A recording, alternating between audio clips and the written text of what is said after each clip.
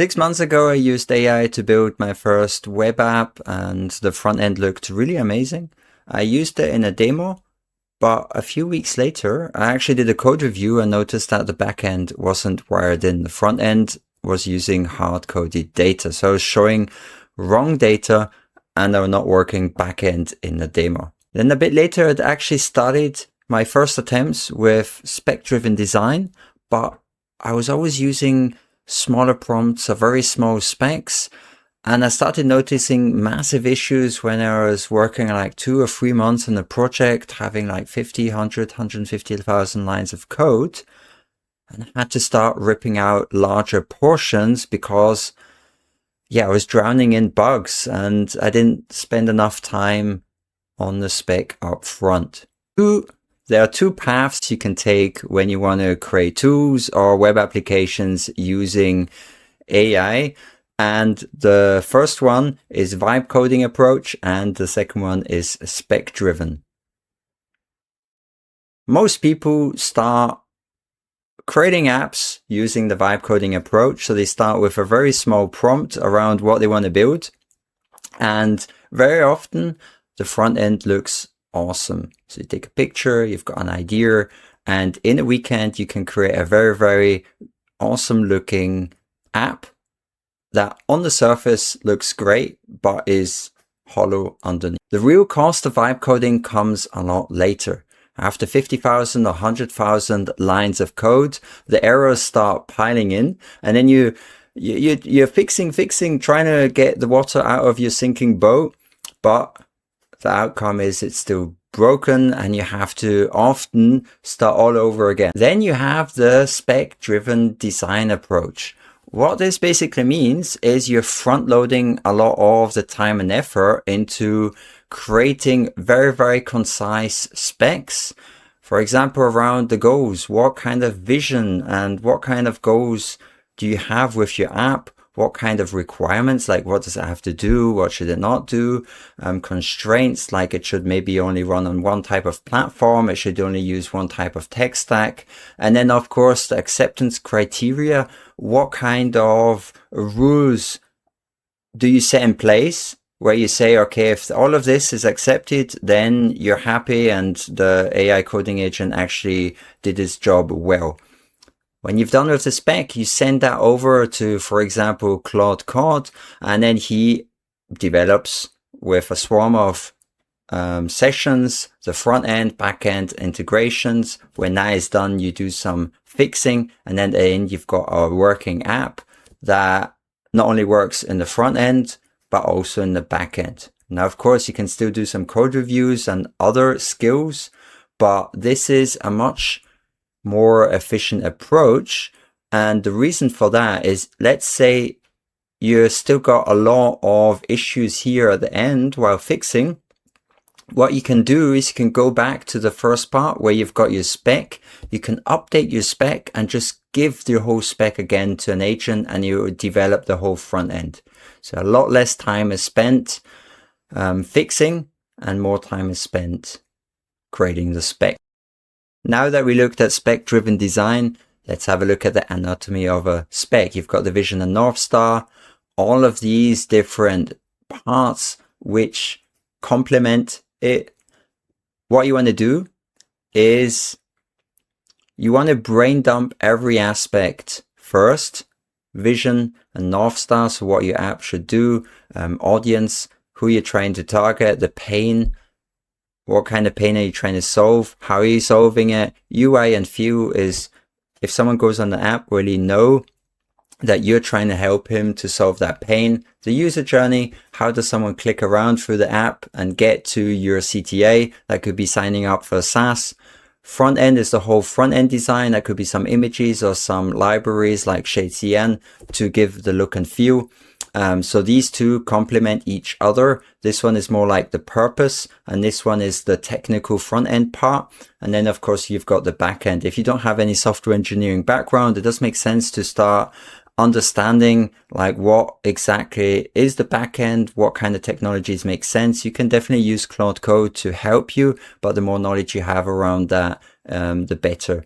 And for all of these specs, you basically want the model to interview you, to ask you as many questions as possible. The more questions you can answer, the better. I actually use this pretty cool recording tool. I created a video around it. It was built with Fable. You click on record, and then basically you can just brain dump all of your ideas into it. You click on stop, and then it transcribes, and you can put it into a Claude Code input field.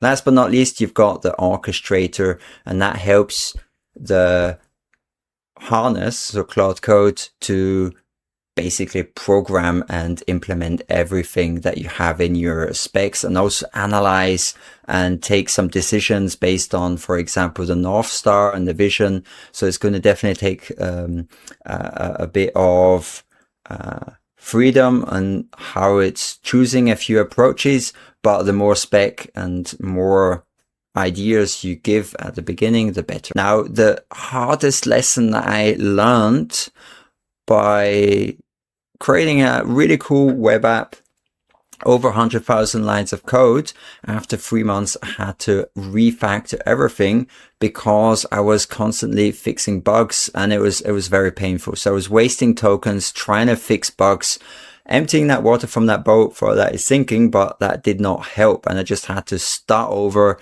And starting over was very, very painful because I did not keep any of my prompts. I just had this very, very basic prompt I had at the beginning, but over 3 months, 50 plus Claude Code sessions, I didn't really save anything. Now, this is a kind of a new concept or a new idea. And until now, people would actually keep code, share their code. And now with the vibe coding or spec-driven design, or basically AI coding, people are still just keeping and sharing the code and throwing the spec and the prompts away. Now, in my opinion, you have to keep the specs. It's a little bit more complicated than that, but I think this is the future. The new type of coding is the spec-driven design. And I'm going to explain to you why. Now, the specs are your prompts and a lot more, like how the LLM interprets your prompts. The spec can actually rebuild your whole app, and it can rebuild your app in a year. Someone else can rebuild your app. Now, you have your intent. You create the specs like we looked at before with the anatomy of a spec. The agent builds the app. And of course, here you cannot go back here. So this is the way forward. You can have this spec and an agent build another app.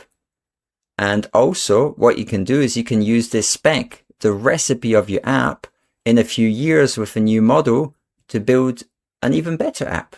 And you won't be able to do this if you throw all of your prompts away. And if you take this even further, one idea that I have, and maybe something that I will build in the future, is a marketplace of recipes where people that have built an app and use the approach I'm going to share in order to save all of the specs, they could share their spec-driven design on that marketplace and people could buy it. They could take that and create a version of their app in their market, in their region. So that's something to keep in mind. So when you finish building your app, you can run the spec-distill, and then you've got a spec tree, a recipe of your whole app as markdown files. Now, what you want to do is run a verify loop. What that actually means is you've got your source of truth, which is the app that you've been developing and is now fully functional, and you send the spec doc to a code agent. This verify agent is going to rebuild your whole app in a Scratch folder. Then another agent is going to compare this Scratch app with your source of truth. Notice all of the differences. It's going to patch your spec document based on these differences, and then it's going to do the whole thing again, maybe 2 times, maybe 3 times, as many times as you want. And the output is then a perfect spec document that will create the exact same app that you built, but for someone else. So you can then hand this markdown file, your spec recipe, to one or several agents, and they can one-shot a near clone. And the cool thing is you can then hopefully in the future upload that spec recipe to a marketplace. A client, someone can buy that from you. He can add all of his own ideas, his designs to some parts of the spec, and he can create an app based on the spec recipe that you created. Now, if you look at your AI coding journey, what type of approach have you been using? Have you been using the vibe coding approach, or have you been using the spec-driven approach, even if you didn't really know that it was called spec-driven approach? And what will you be using now? In the next video, I'll be talking about the systems that catch the errors so you do not have to review every line of code, and what happens when the AI or Claude Code lies to you.